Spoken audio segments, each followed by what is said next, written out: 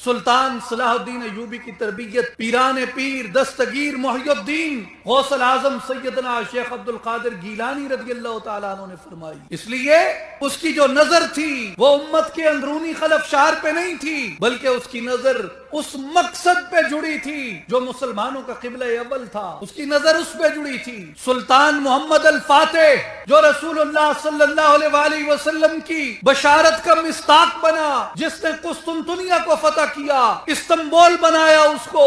قسطنطنیہ کو فتح کرنے والا وہ شخص سلسلہ نقش بندیہ کے اسلاف اور بزرگوں کی عظیم تربیت کا شاہکار تھا، جس نے پاک و ہند کے اندر مسلمانوں کی آمد کا راستہ کھولا. آج آپ اور میں جب ہندوستان میں اسلام کی تاریخ کو پڑھتے ہیں تو ہم یہاں کہتے ہیں کہ ہندوستان کے اندر اسلام صوفیاء کی کاوشوں سے پھیلا.